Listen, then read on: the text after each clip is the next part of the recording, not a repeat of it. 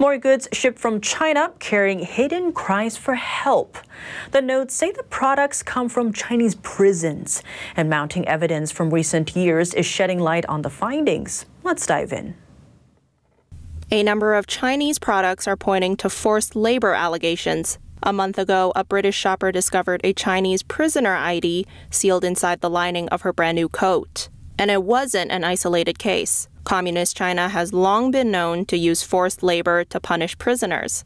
In 2012, an Oregon resident discovered a letter calling for rescue, hiding inside a Halloween decoration. It tells a story of the prisoner who made the product. Based on the letter, he was suffering from forced labor persecution after refusing to give up his faith, a spiritual meditation practice called Falun Gong. The prisoner wrote that workers are barely paid and had been forced to work for 15 hours a day, noting that this had been going on for years. He hid 24 of the rescue letters in products he made, hoping whoever found them would pass them on to human rights organizations. Companies accused of using forced labor manufacturing have faced boycotts or penalties in recent years. In 2020, a U.S. company was fined $500,000 for importing powdered sweetener made by Chinese prison labor.